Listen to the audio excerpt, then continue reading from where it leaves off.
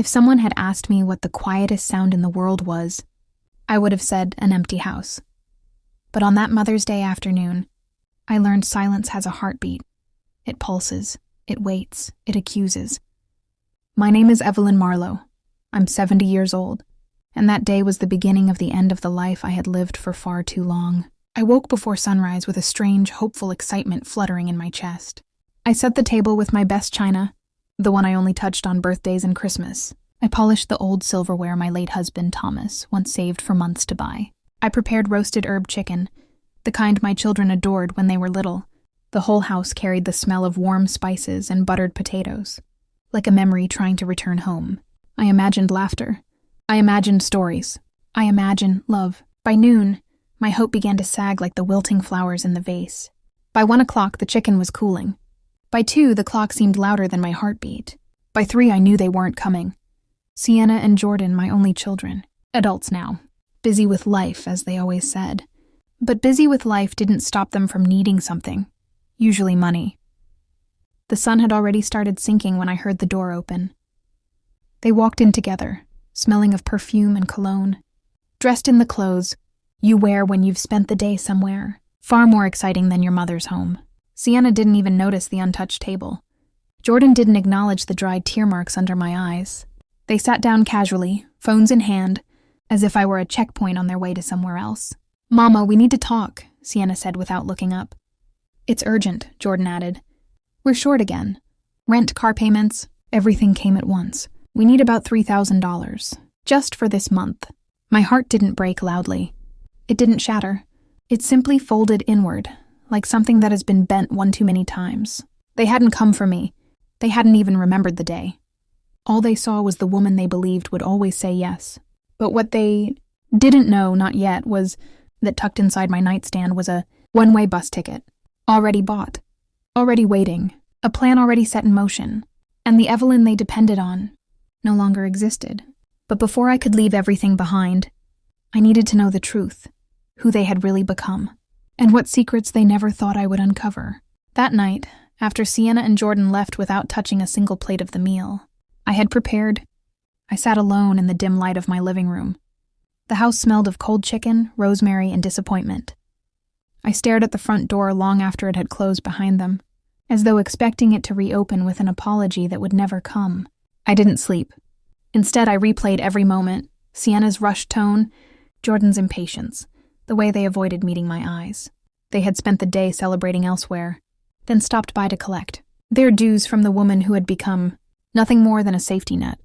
Somewhere between midnight and dawn, something inside me shifted. A quiet, fragile thread that had bound me to them for decades simply unraveled.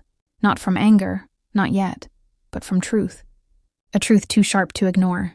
At sunrise, I made myself a cup of weak tea and sat by the kitchen window. The early light crept across the floor, revealing how tired I looked, how small I felt. And then it hit me. Why did they need money when both earned more than I ever did? The question pierced me with a cold clarity. Their jobs paid well. Their lifestyles seemed lively, even extravagant. Yet they came to me, living off a limited pension. It didn't make sense. And when life doesn't make sense, answers usually hide in places you avoid looking. My hands trembled as I picked up my phone. I wasn't skilled with technology, but I remembered enough to navigate through social media. Something Sienna had once taught me impatiently. I typed her name first. Within seconds, an entire world unfolded. Photos, trips, restaurants, designer clothes, beach days, night parties illuminated with flashing lights and champagne bottles.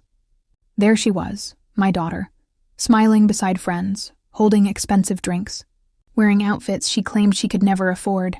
Post after post, each time stamped while I waited alone with cooled food on Mother's Day. My stomach twisted. Then I searched for Jordan, and the truth grew uglier.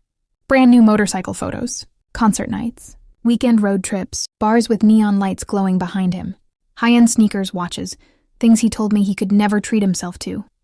Both living rich lives while begging me for help. Then the blow came. A screenshot, posted accidentally on Sienna's story, deleted minutes later, but not before I saw it. A chat group titled, "The Marlowe Kids." Just the two of them. Jordan, "Did you ask the old lady yet?" Sienna, "Not yet. but I know how to convince her. She always gives in. Jordan. Good, we need her cash. She's basically our bank. My breath caught. My fingers went numb. Old lady. Bank. Convince her. I closed the phone, but the words stayed burned in my mind. This wasn't need. This wasn't crisis. This was manipulation, calculated and cruel. And for the first time in my life, I saw them clearly. But this was only the beginning.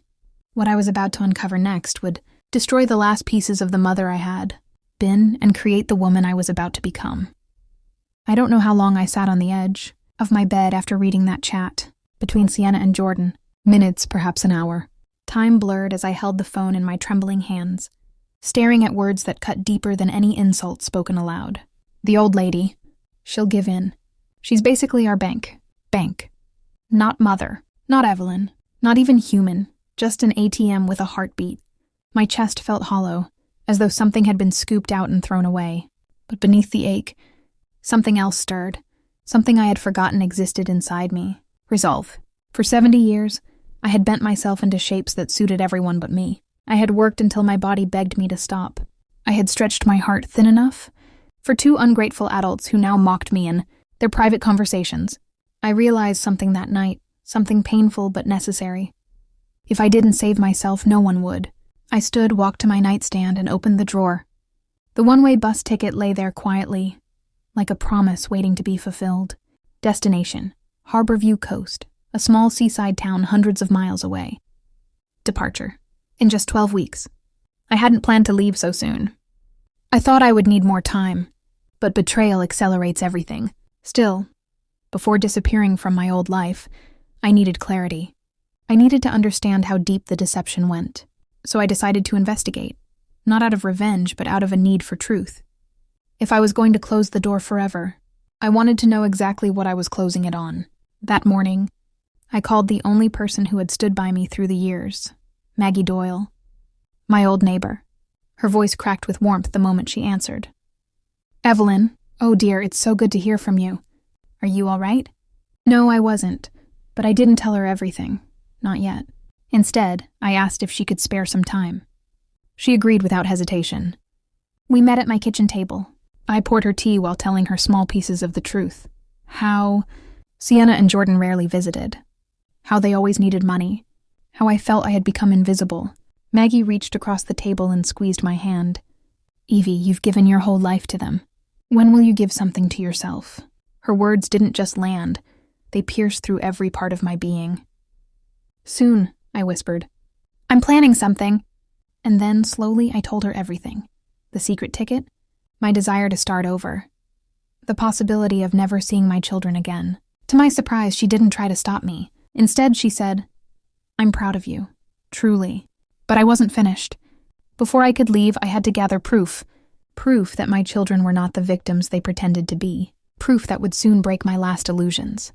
Because the next step wasn't just emotional, it was strategic. And I was about to uncover lies far darker than the ones I had already seen. Once Maggie left that afternoon, a quiet determination settled into my bones. Calm, steady, unlike anything I had felt in years. If I was going to leave behind the life I had sacrificed everything for, I needed to understand exactly who Sienna and Jordan had become. No more assumptions. No more blind motherhood. I needed facts. The next morning, I dressed in the plain clothes that made me blend in with any crowd. Faded gray coat, soft shoes, and a scarf wrapped loosely around my neck. I didn't want to be seen. I didn't want to interrupt their lives. I only wanted to watch silently, as though observing strangers. And that's exactly what they were becoming. I started with Jordan. I knew where he worked, a mechanic shop on the busy side of town. I arrived early and waited across the street, pretending to read an old book while keeping him in sight. Around noon, he walked out, not in his usual worn-out work clothes.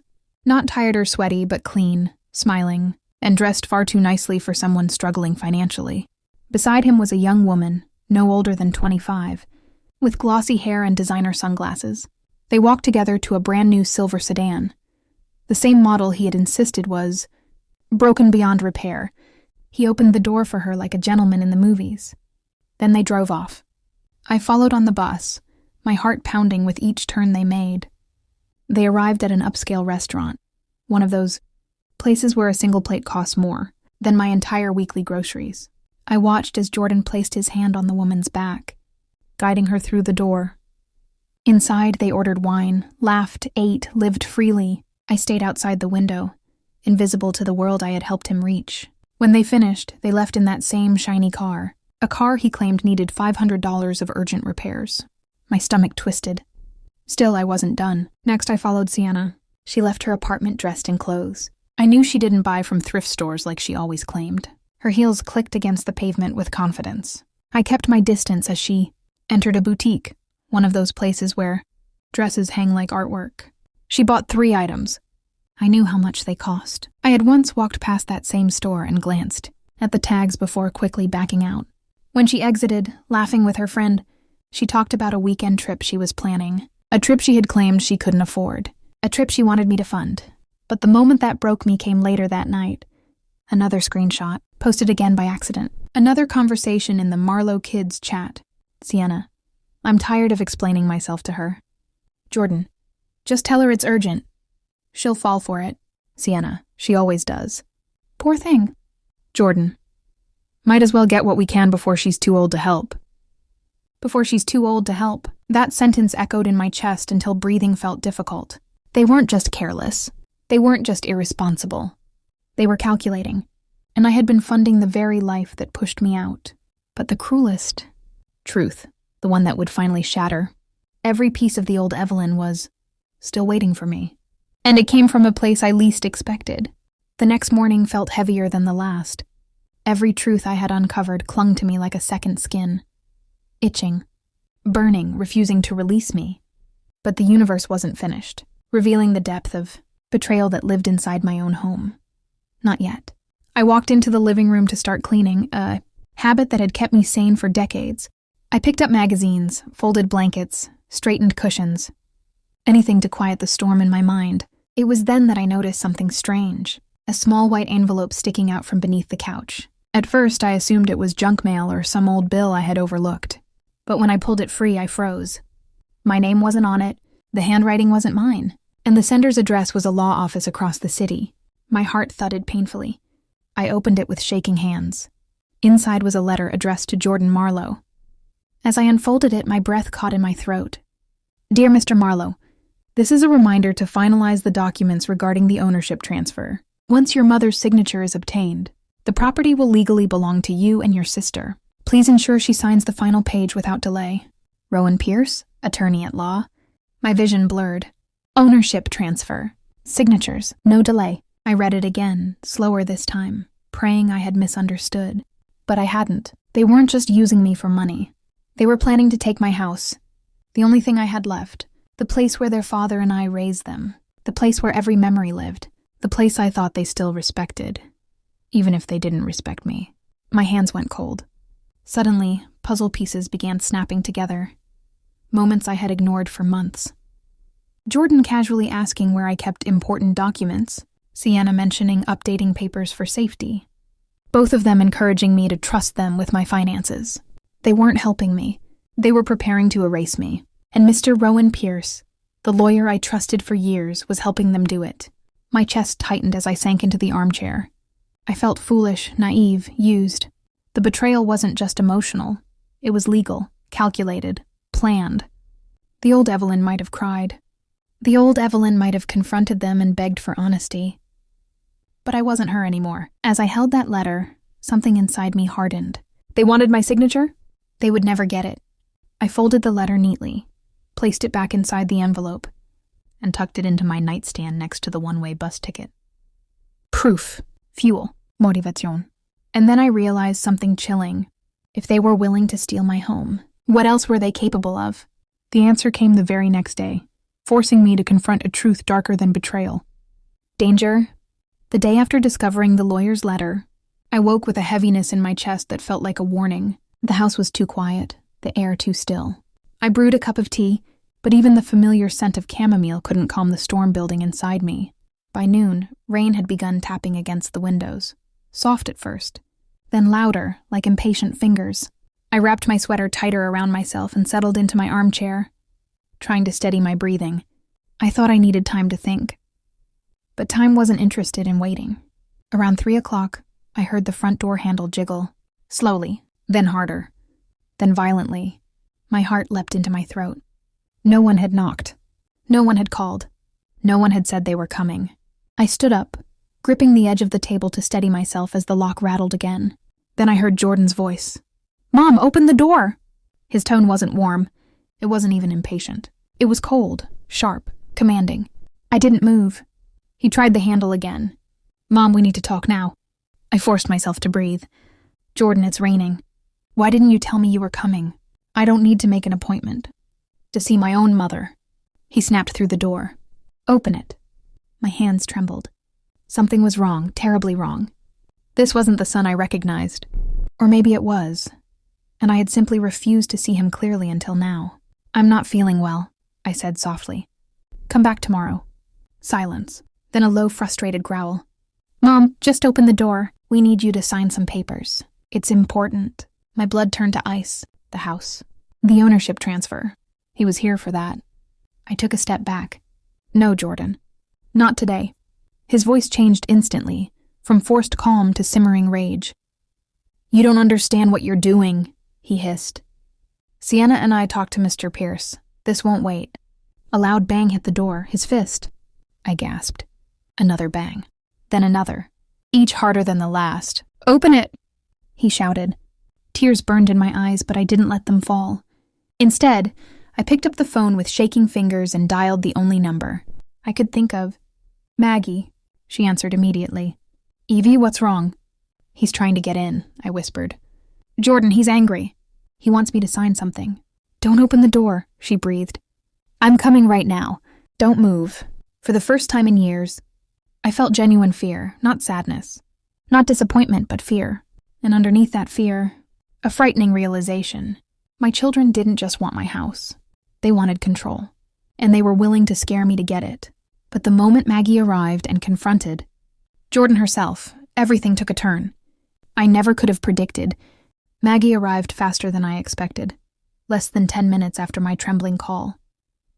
I heard her car screech to a stop outside, followed by her footsteps splashing through the rain. Jordan was still pounding on the door, each slam sending vibrations through the walls. Then suddenly his fist paused mid-bang. Maggie's voice cut through the storm like a blade. "Jordan Marlowe, step away from that door right now." I had never heard her speak like that. Sharp, steady, unshakably firm. Through the peephole, I saw Jordan turn around, his expression dark and startled. "What are you doing here?" he demanded. "I could ask you the same," Maggie shot back. "Why are you trying to force your way into your mother's house?" Jordan scoffed, wiping rain from his forehead. "This is none of your business. She needs to sign something important, and she's being difficult." "Important for who?" Maggie folded her arms. "For you? Or for her?" Jordan's jaw tightened. "Don't make this dramatic, Maggie." "Oh, I think you've already done that," she replied coldly. A son banging on his 70-year-old mother's door in a storm? Forcing signatures? That's dramatic enough. His cheeks flushed, a mix of embarrassment and rage. "Stay out of it. She knows we need help." "No," Maggie said firmly. "You need her house. And you're trying to frighten her into giving it to you." Jordan's eyes narrowed. "She told you?" His voice sharpened with betrayal, as if he were the victim. "She didn't have to," Maggie said. "I've seen enough, and I won't let you bully her." For a moment, Jordan stood frozen, soaked in rain and anger. Then bitterly he snapped, "Fine, I'll come back later. But she will sign." He walked toward his car, each step heavy with irritation. But before getting in, he turned his head and muttered just loud enough for us to hear. "She can't run forever." A chill crawled up my spine. Once his car disappeared into the gray curtain of rain, Maggie rushed inside. She closed the door, locked it, and pulled me into her arms. "Evie, are you hurt? Did he touch you?" I shook my head, tears spilling freely now that I was safe. He was so angry. "I've never seen him like that." "It's because he knows you're slipping out of his control," Maggie said softly. People like that panic when their plans fall apart. I sat down, breath unsteady. "I don't want to involve the police, but what if he comes back?" Maggie placed her hand over mine. "Then we'll make sure you're never alone again. And Evie," she paused, meeting my eyes, "I think it's time you protect yourself legally. You need a lawyer who's on your side. My stomach tightened.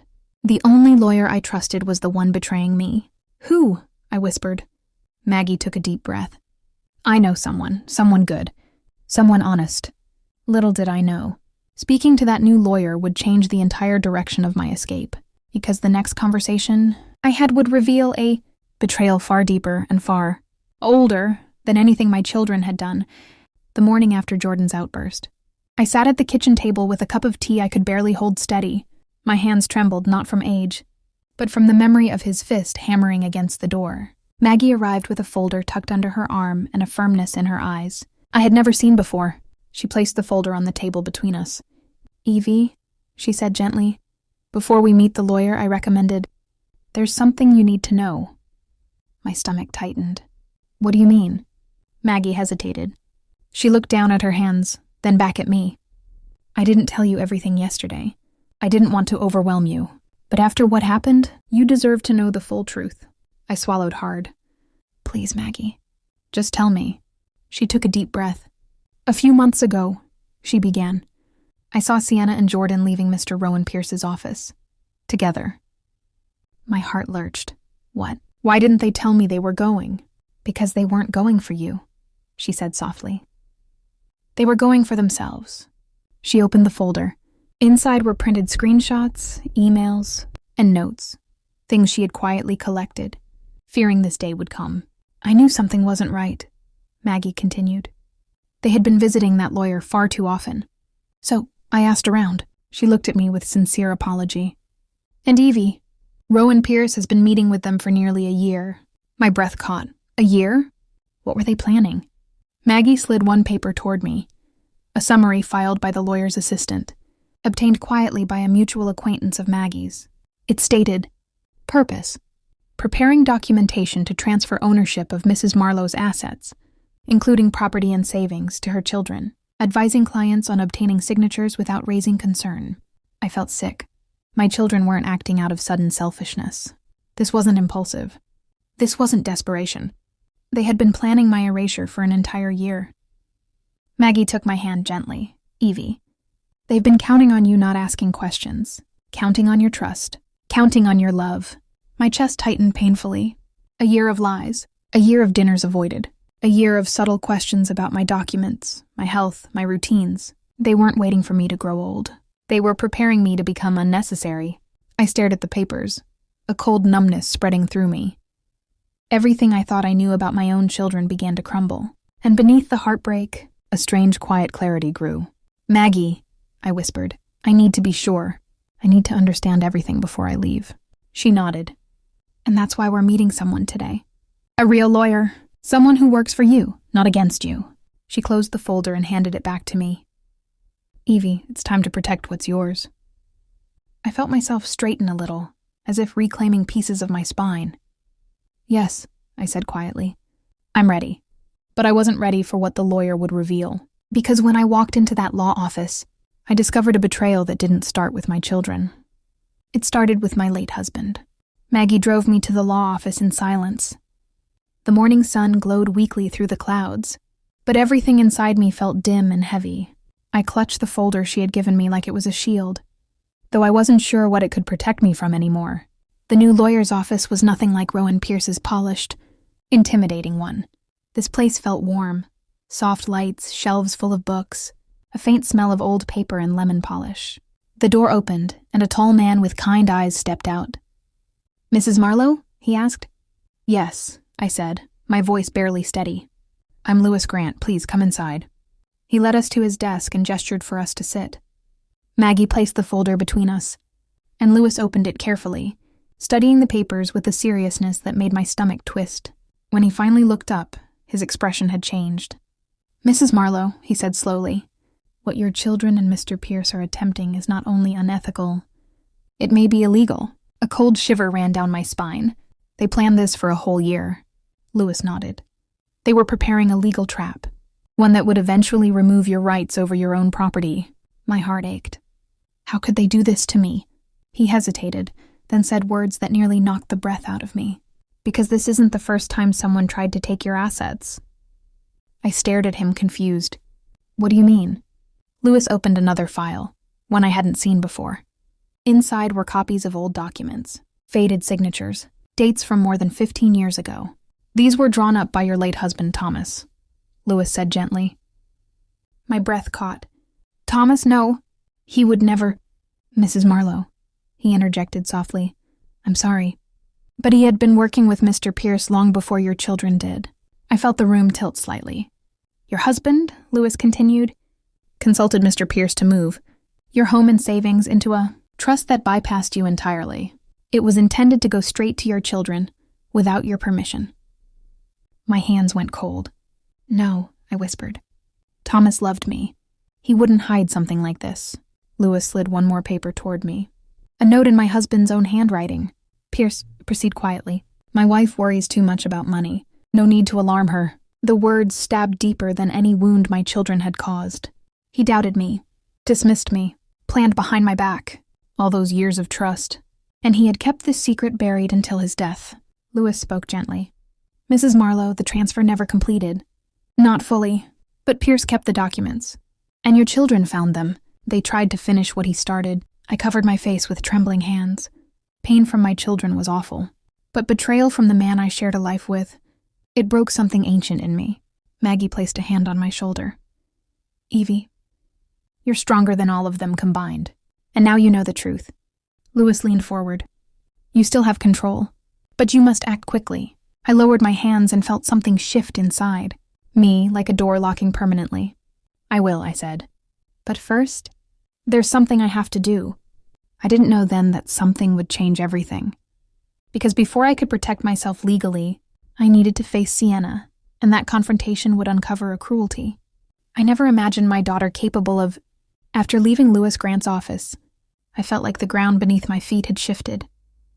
Not only had my children planned to take everything from me, but my late husband, Thomas, had planted the seed of betrayal long before they ever acted on it. It was too much to absorb in silence, so I asked Maggie to drop me off near Sienna's apartment. I didn't call ahead. I didn't warn her. I needed to see her without the mask, without time to prepare excuses. The rain had finally stopped, leaving the air thick and cool. As I walked toward Sienna's building, I felt strangely calm. Every step felt like peeling away another layer of the naive mother I had been. I knocked. Softly at first. No answer. I knocked again, harder. Finally, the door swung open. Sienna stood there in a silk robe, hair damp from a shower, looking annoyed rather than surprised. "Mom, what are you doing here?" "I need to talk to you," I said. "Now." She sighed dramatically and stepped aside. "Fine, but make it quick. I have plans." Plans. Always plans. I walked in and immediately noticed shopping bags scattered across the couch. Designer logos. Expensive brands. My stomach twisted, knowing she had bought all of this while begging me for money. "Sienna," I began slowly, "I know about the lawyer.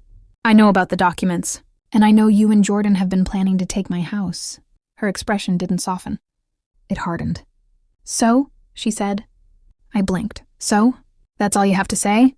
She crossed her arms. "Mom, you're old. You don't need a whole house. Jordan and I are just trying to secure our future. It's practical." Practical. That word sliced through me. "You were going to push me out of my own home," I whispered. "Without telling me. Without caring if I ended up alone." Sienna rolled her eyes. "Oh, don't be dramatic. We would have let you stay somewhere. Maybe a retirement home or something." Retirement home. My knees nearly buckled. "Sienna, how could you even think like that? I raised you. I sacrificed for you. And you were trying to rewrite my life behind my back?" She shrugged. "Mom, times are difficult. Everyone does what they need to survive." "No," I said firmly. "Not everyone steals from the person who loves them most." She stepped closer, her eyes flashing with something cold. "You don't understand," she said. "You think too emotionally. Jordan and I think logically. You'll die someday, Mom. The house will be ours anyway. We're just speeding up the process." My breath caught. Speeding up the process. That sentence didn't just hurt. It terrified me. I stared at my daughter, the little girl who once held my hand at night, the teenager I comforted after heartbreaks, the young woman I helped through college, and I didn't recognize her at all. "You and Jordan planned this for a year," I whispered. "A whole year of lies." She didn't deny it. Instead, she smirked. Actually smirked. "Well, since you know everything now," she said casually, You might as well sign the papers and stop making things difficult. That was it. The moment I knew I could never go back. The moment my heart stopped trying to understand and finally began to protect itself. You'll never get my signature, I said. Her smile vanished instantly. Then you're making a mistake, she hissed. And you'll regret it. Maybe she meant it as a threat. Maybe as a warning. But I felt none of the fear she wanted me to feel. What I felt was clarity. But I didn't know that while I confronted Sienna. Jordan was planning something far more dangerous. And he wasn't coming alone. After leaving Sienna's apartment, my entire body felt hollow, like someone had scooped out the last warm pieces of me. Her words repeated in my mind like a curse. You'll die someday. We're just speeding up the process. There are sentences a mother should never hear from her child. There are truths a heart cannot unhear. Maggie waited in her car a block away. When I got inside, she saw the color drained from my face. What happened? She asked urgently. She wants me in a retirement home, I whispered. She said the house will be theirs when I die. So they're just speeding things up. Maggie covered her mouth, horrified. Oh, Evie. But I didn't cry. Not this time. The tears had dried into something sharper. Something like resolve. We drove back to my house in tense silence. Maggie insisted on staying for the night, but I told her I needed to think alone. I needed the quiet. I needed space to breathe. She hesitated, but finally nodded. Call me if you sense anything wrong. I promised I would. For hours, I sat by the window, listening to the distant hum of cars and the occasional rustle of wind. The world outside seemed peaceful, nothing like the storm brewing inside my life. Around midnight, I finally went upstairs to rest. I changed into my nightgown, turned off the lights, and sat on the edge of the bed. I wasn't asleep when I heard it. A car engine, stopping right outside my gate. Then doors opening, multiple footsteps, low voices whispering. My heartbeat kicked painfully inside my chest. I crept to the window and peeked through the curtains. My breath froze. Jordan, and two of his friends, men I had never seen before, broad, rough-looking, moving with a purpose that made my skin crawl. They weren't holding papers. They weren't here to talk. They were here to force something. Jordan looked up at the house, his jaw clenched with fury. One of the men said something to him and laughed. Jordan didn't laugh back. His eyes were fixed on my door. I backed away from the window immediately. My hands shook as I reached for the phone and dialed the only person who could reach me fast, Maggie. She answered on the second ring, her voice groggy. Evie, are you okay? No, I whispered urgently. Jordan's here, and he brought two men. I don't know what they want, but... A loud crash interrupted my words. They had jumped my gate. I heard their feet hit the ground. Then the sound of metal scraping.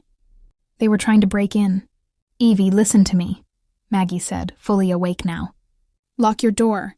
Hide somewhere. I'm calling the police. I'm coming right now. But as I dropped the phone and lunged for the bedroom door, another sound echoed through the house. The front door opening. They were inside. I pressed my back against the wall, heart slamming against my ribs. Jordan's voice drifted through the hallway. Mom, come out. We just want to talk. No, they didn't want to talk. They wanted control. They wanted signatures. They wanted power. And tonight, they were willing to cross every boundary to get it. But they had no idea that someone else had already reached the house, and what happened next would change everything. The sound of the front door creaking open sliced through the air like a blade. Jordan and the two men stepped inside, their shadows stretching long across the hallway. Every instinct inside me screamed to hide, to vanish, to become invisible. Mom! Jordan shouted, his tone sharp and threatening. You're making this harder than it needs to be. Just sign the papers and we'll leave. The papers. Always the papers. I slipped quietly into the upstairs closet, pulling the door almost closed. My breath trembled in my chest, each exhale shaking like a broken branch in the wind. I pressed a hand to my mouth to silence myself. Heavy footsteps echoed on the wooden floor below. Then the sound of furniture shifting. Drawers opening. Cabinet doors slamming. They were searching for me. One of the men laughed. She's old. She can't have gotten far.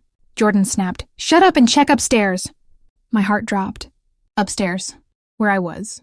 The stairs groaned under their weight as they climbed one step at a time. I could see their shadows spreading across the hallway floor through the narrow slits of the closet door. Jordan's voice was closer now. Mom, don't make this stupid. I'm not leaving without those signatures. My knees trembled uncontrollably. Then, a sudden loud banging from outside. All movement inside the house stopped. Then I heard it. Maggie's voice. "Jordan, I know you're in there.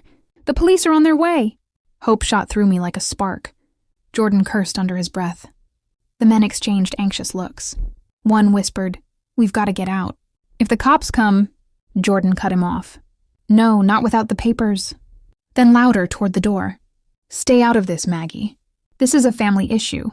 From outside, Maggie shouted back, angrier than I'd ever heard her. "Breaking into your mother's home with two strangers is not a family issue. It's a crime." Panic flickered in Jordan's voice. "We don't have time for—" But he didn't get to finish, because that's when red and blue lights flashed across the windows. Police sirens, getting closer. "Fast!" One of the men peeked through the upstairs window. "Dude, they're here. We need to go." Jordan's breath came out ragged with fury, but even he couldn't argue now. "Fine," he spat. "We'll come back later. She can't avoid us forever." Their footsteps thundered down the stairs. The front door slammed, and tires screeched as they tore out of the driveway. I didn't move, not until I heard Maggie's frantic knock on the front door and the police officers entering the house. Only then did I push open the closet door and step into the hallway with shaking legs. "Evie!" Maggie rushed up the stairs and wrapped her arms around me. "Are you hurt?" "Oh my God, I thought... "I'm okay," I whispered, though my voice sounded far away. A police officer approached. "Ma'am, you're safe now, but you'll need to file a report. Breaking and entering is serious." I nodded numbly, but inside something else had changed. Fear had burned itself into something stronger, determination. This was no longer just about protecting my house. It was about protecting myself. And I realized something vital. I couldn't wait 12 more weeks to leave, because the next step I took, the one Maggie suggested, would not only protect me, it would expose Sienna, Jordan, and even Mr. Pierce in a way they never saw coming.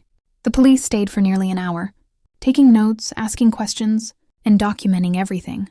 I answered their questions with a strange clarity, as if the fear had burned away and left only truth behind. When they finally left, Maggie guided me to the couch and placed a warm blanket over my shoulders. "Evie," she said softly, "you can't stay here alone anymore. Not with what they're willing to do." I nodded slowly. "I know. And you can't wait 12 weeks for that bus ticket," she continued. "You need protection now, not later." She was right. My children had crossed a line from betrayal into danger. The very walls of my house, once a sanctuary, now felt like a trap. "Lewis can help," Maggie added. "He said there's a legal step you can take immediately." "A step?" I whispered.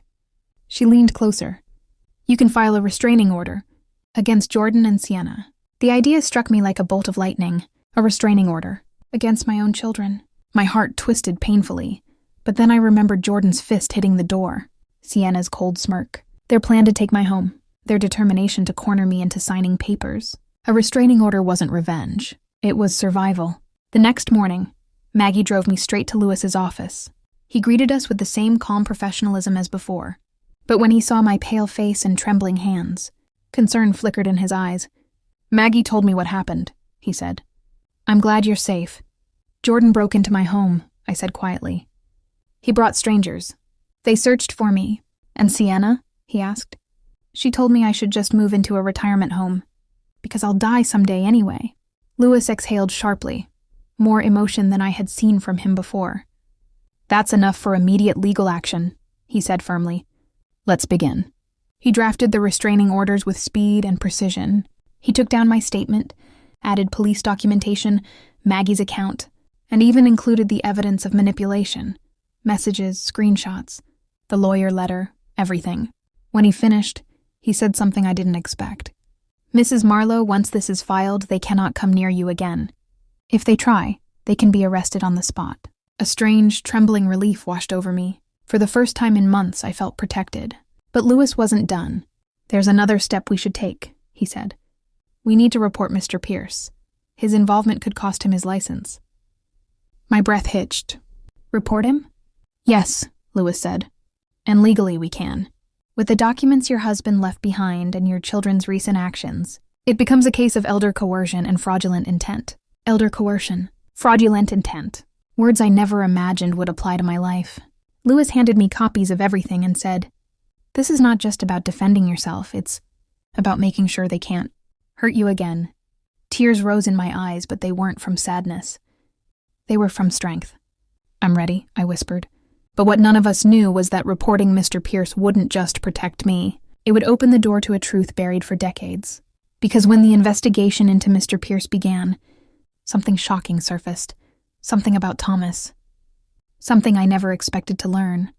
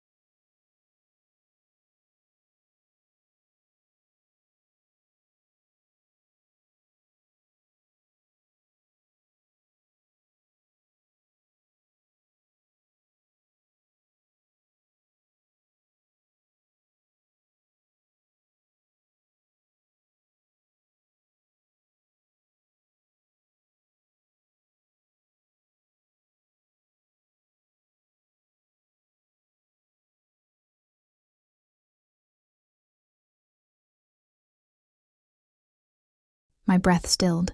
"Supposed to?" Lewis nodded grimly. "He didn't. He used the confusion of grief and your trust to keep control of certain assets." I stared at the documents, my vision blurring. So Mr. Pierce hadn't just helped my children. He had been stealing from me for years. Years of lies. Years of missing funds I assumed were bills or miscalculations. Years where I thought I was the one forgetting things. Lewis leaned forward. "When your children discovered these old documents, they saw an opportunity. They thought they were finishing what your husband started." My world tilted. "So Thomas started the betrayal," I whispered, "and my children tried to finish it." Maggie squeezed my hand tightly, grounding me. "Evie, none of this is your fault." But the truth rattled me to the bone. I had spent my whole life loving people who turned my loyalty into leverage. Lewis cleared his throat gently. "Mrs. Marlowe, this may break your heart, but it also gives you the power to reclaim everything." I wiped my cheeks. I hadn't even realized I was crying. "What do I need to do?" I asked. His answer was simple. "Finish what you started. Protect yourself and then leave this life behind." And for the first time I felt ready, because isn't just an ending, it's the day Evelyn Marlowe finally walks into the life she deserved from the beginning. The morning I decided to leave, the sky was strangely clear, as if the world itself had been washed clean overnight. I woke before sunrise, not because of fear this time, but because of something I hadn't felt in a long time. Calm. The restraining orders had been approved. Mr. Pierce was under investigation for fraud and misconduct. Lewis had filed the reports that protected my home, my finances, and my rights. And my children, Sienna and Jordan, had been legally barred from coming near me. The storm was finally behind me. Now, all that remained was the choice I had postponed for too many years. I packed slowly, gently, not in panic, not in secrecy, but with intention. My clothes, my favorite books, a few photographs, the ones that reminded me of happier moments, before betrayal began staining the edges of my memory. Then I opened my nightstand drawer and took out the item that had patiently waited for me through each painful revelation, the one-way bus ticket to Harborview Coast. But something unexpected happened. Instead of tearing the old life from me, the ticket felt like it was guiding me somewhere new, somewhere quiet, somewhere peaceful, somewhere mine. Maggie arrived at dawn, her eyes warm with pride and sorrow. "Are you sure you're ready?" she asked softly. I nodded. I'd been ready for years. I just didn't know it. She helped me take my bag to her car. When we stepped outside, I glanced back at the house one last time. The place where I had loved fiercely, struggled quietly, and been betrayed repeatedly. And yet, it was also the place where I woke up. "I'll miss you," Maggie whispered, her voice trembling. "You'll visit," I smiled. "And I'll write." I'm not disappearing. I'm just living. The drive to the bus station was peaceful, filled with quiet understanding rather than words. Maggie hugged me tightly before I boarded. "You chose yourself, Evie," she said. "I'm proud of you." For a moment, tears blurred the world. But they weren't tears of loss. They were tears of freedom. I stepped onto the bus, found my seat by the window, held the ticket gently between my fingers. As the engine started, a soft realization washed over me.